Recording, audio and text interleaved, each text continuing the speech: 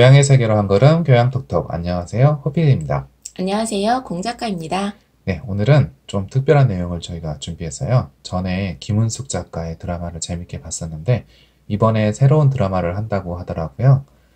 역사를 배경으로 하는 시대물이라서 관심이 좀 많이 생겼습니다. 그래서 이 드라마의 역사적 배경에 대해서 다뤄보는 걸 이번 에피소드 주제로 선정해봤어요. 네, 전작이었던 도깨비를 재밌게 봐서요. 이 드라마 준비한다라는 이야기 나올 때부터 관심 갖고 기대하고 있었어요. 특히 드라마 준비한다고 할 때 의병을 다룰 거라는 이야기를 했었거든요. 그래서 어떻게 주인공 캐릭터를 잡아낼지, 어떤 내용을 다룰지 궁금했습니다. 인물 소개와 예고편을 보니까 주인공 4명이 모두 강렬한 캐릭터를 지니고 있더라고요. 출연하는 배우의 이제 호불호를 떠나서 작가가 만들어낸 캐릭터 자체에 대한 관심으로 접근해 보도록 하겠습니다. 네, 그래요. 드라마나 영화를 통해 시대상이 어떻게 그려내졌는지, 어떤 역사적 사건이 소재가 되었는지를 들여다보는 일은 흥미롭습니다.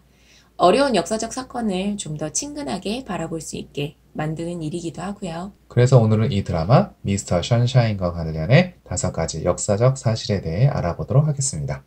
네, 인물 소개나 인물 간의 관계, 스토리는 드라마가 방영되면서 여러 매체로 나올 테니까요. 드라마에 이러한 역사적 사건이 녹아져 있구나 하고 살펴보는 계기를 만드시고요. 더 재밌게 드라마 보시면서 역사에 대한 관심도 많이 가지셨으면 해요. 그럼 드라마 이야기 시작해 볼까요? 드라마의 주인공들은 1800년대 후반에 태어난 인물들이에요. 1871년 신미양요가 발생하는데 이때 이병헌 아역이 9살로 나옵니다. 그리고 김태리가 연기할 캐릭터는 1875년 운요 사건이 발생하기 조금 전에 태어난 걸로 보여요. 그 태양의 후예에서 커플로 나왔던 진구와 김지원이 특별 출연을 해서 눈에 확 띄었는데요. 이들의 딸이 김태리가 연기하는 캐릭터죠. 진구와 김지원은 부유한 양반 집안의 아들과 며느리였지만 뜻을 갖고 친일파를 처단하려다가 죽게 됩니다. 이러한 가족 관계가 그 김태리 역할이 부잣집 규수임에도 의병 활동을 한다는 것에 설득력을 불어넣는 것 같아요. 네, 맞아요. 1화는 아무래도 등장인물들에 대한 이해와 배경 설명이 이제 나올 수밖에 없으니까 그러한 작가의 의도도 있었던 것 같습니다. 그럼 1화에서 등장한 역사적 사건들에 대해서 본격적으로 좀 알아볼까요? 첫 번째로 볼 수 있는 게 신미양요예요. 네, 드라마에서 신미양요를 어떻게 표현할지 굉장히 궁금했는데요. 특히 미군 장교의 나레이션으로 표현한 부분이 인상적이었어요. 맞아요. 저도 그 부분이 좀 인상적이었어요. 신미양요는 1871년에 미국이 강화도를 침략한 사건이에요. 미국은 전투를 통해 조선과 수교를 하고 제국주의적 진출을 하려는 의도가 있었습니다. 네, 신명요에서의 가장 대표적인 전투가 광성보 전투인데요. 드라마에서 그 전투를 다루었더라고요. 어제한 장군의 전사도 언급이 되고요. 광성보를 지키는 조선군의 격렬한 저항이 미군의 나레이션을 통해 표현되었습니다. 이 전투는 장군이 전사하고 수자기까지 뺏겨서 승리했다고 보긴 힘들지만 미국이 실질적으로 원하는 수교를 얻어내지는 못했기 때문에 조선의 입장에서는 침략을 막아냈다. 라고 표현하지요. 미군이 상륙해서 점령하고 있는데도 조선 정부는 이제 수교를 이제 거부했던 거예요. 미국도 보급과 풍토병 문제로 이제 계속 있을 수만은 없는 상황이라서 결국 철수를 하게 됩니다. 어떤 점에서는 미국이 진짜 실패한 거라고 볼 수도 있는 거예요. 일단 신식 무기를 겁준 다음에 수교를 하는 게 이제 제국주의 시대의 이제 외교 방식인데 그렇게 못한 거죠. 이게 일본에서는 통했는데 조선에서는 안 통하니까 이제 당황하는 그런 상황이었던 것 같습니다. 근데 저는 또 여기서 되게 답답한 걸 느꼈어요. 어떤 부분이 그렇게 답답함을 주었나요? 그 조선군의 기계는 정말 너무 훌륭했는데 정작 대원군과 대원군을 따르는 대신들이 이걸 오랑캐가 전투에선 승리했지만 수교를 하진 않았으니까 조선이 승리를 한 거라면서 정신 승리를 시전하는 걸 보면 정말 보면서 화가 나더라고요. 자신들이 거기서 지키면서 그런 말을 하던가 현장에서 죽어가는 사람들은 이제 안중에서 없던 거예요, 이게. 심지어는 포로로 잡힌 사람들을 협상해서 구할 생각도 안 하고요. 그런 거 보면 진짜 안타깝고 답답하죠. 개화기 조선의 역사를 보면서 안타까운 부분이 한둘이 아닙니다. 대원군은 이 신미양요 후에 오랑캐와 화친할 것을 주장하는 자는 매국이다 라는 내용을 담은 유명한 척화비를 세우죠. 또 하나 신미양요에 대해 조사하면서 흥미로운 부분이 있었는데요. 바로 조선과 미국의 화력 차이입니다. 신미양요 때 조선은 심지에 불을 붙여서 쏘는 화승총이었어요. 미국은 총알을 사용하는 단발형 소총이었고요. 그때 미국이 사용한 소총은 비록 구식 방식이긴 했지만 정확도와 화력은 지금 쓰고 있는 소총에도 이제 버금가는 수준이라고 하네요. 소총 차이가 이러니 대포는 뭐 말할 것도 없었죠. 사망자가 미국은 3명, 조선은 240명이나 됐습니다. 엄청난 차이네요. 그럼에도 불구하고 조선군이 굴하지 않고 저항하는 모습은 상상만 해도 눈물겹습니다. 그리고 그랬기 때문에 더욱 미군이 끝까지 저항하는 모습에 상당히 놀랐을 수밖에 없었을 것 같아요. 네, 그랬을 것 같아요. 그럼 이제 신미양요는 이 정도로 정리를 하고요. 운요 사건을 한번 가보죠. 네, 운요 사건은 일본이 조선을 강제로 문 열게 하기 위해 저지른 사건이에요. 강화도 조약의 배경이 되는 사건으로 교과서에서 언급됩니다. 신미양요로부터 4년 뒤인 1875년 9월 20일에 발생을 했는데 강화도의 초지진을 포격하고 지금의 영종도 동쪽 끝에 있는 영종진을 포격해요. 그리고 상륙해가지고 살인, 방화, 약탈을 저질렀습니다. 영종진은 지금 영종도의 영종하늘도시 근린공원 자리여서 위령탑과 박물관이 있다고 하네요. 지도에서 영종진을 검색하시면 나와요. 영종도를 가봤었는데 영종진 터는 몰랐네요. 가을쯤 한번 방문해 봐야겠어요. 새로 알게 됐으니까 가을에 한번 답사 가면 좋겠습니다. 네. 네, 여기까지가 이제 주인공들이 어리거나 막 태어난 시점이고요. 다음은 성인이 된 시점으로 이제 넘어갈게요. 공 작가님이 계속 전해드립니다. 네, 주인공들이 성장해서 스토리가 시작되는 시기는 대략 1900년대 초로 보입니다. 1화에 미국 대통령이 이병헌을 조선으로 보내는 장면이 나오는데요. 이 대통령이 시어도어 루스벨트라고 나옵니다. 재임 기간을 저희가 찾아보니까요. 1901년 9월부터 1909년 3월까지라고 나오더라고요. 그래서 1910년 이전을 우선 배경으로 하고 있을 거라 추측할 수 있습니다. 그리고 또 하나가 예고편에 전차가 지나가고 가로등이 켜지면서 주인공들이 마주치는 이제 장면이 여기 나오거든요.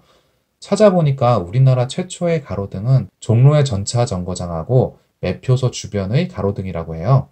처음 켜진 날이 1900년 4월 10일이고요. 지금도 4월 10일을 전기의 날로 기념하고 있습니다. 이런 걸 종합하면 극중 배경이 1900년에서 1910년 사이가 될 것 같아요. 스토리가 전개되는 걸 봐야 되겠지만요. 그렇죠. 그리고 또 1900년대를 본격적으로 다뤘을 것이라 생각하는 또 하나 이유가 이 드라마가 의병을 다룬다고 했었잖아요. 뜻을 가지고 나라를 위해 싸웠던 사람들을 큰 의미로 다 의병이라고 부를 수 있겠지만 특히 1900년대가 의병이 가장 활발하고 유명했습니다. 그러면 1900년대에는 어떤 의병이 있었나요? 네, 1905년 을사늑약을 배경으로 일어났던 을사의병과 1907년 고종의 강제퇴위와 군대의 산을 배경으로 일어난 정미의병. 이 둘이 가장 대표적이에요. 이 당시 빼앗긴 것과 다름없던 국권을 회복하고자 많은 사람들이 들고 일어나 싸웠던 거죠. 1905년 을사의병 때 평민의병장도 나타나고요. 그 이후로 평민들의 참여도 늘어납니다. 정미의병 때는 전국의병연합부대가 만들어져서 서울 진공작전을 하려고 하기도 했었고요. 일본은 이러한 우리나라의 의병을 탄압하려고 1909년 이름도 무서운 남한 대토벌 작전을 벌이기도 했습니다. 우리나라를 위해 싸웠던 이름 없는 의병들을 다루고자 한다는 그 드라마의 기획 의도를 볼 때 더더욱 이 시기를 주목했겠네요. 그렇죠. 그럼 지금까지 저희가 이제 극에서 전개되는 중심 줄거리, 여기서 찾아볼 수 있는 역사적 사건들에 대해서 말씀을 드렸어요. 지금부터는 직접적인 배경은 아니지만 호피디님이 준비한 알고 보면 재미있는 2가지 배경 지식 이야기해 주세요. 네, 저는 우선 예고편하고 1화 앞쪽에 나온 미군의 전투 장면에 주목했어요.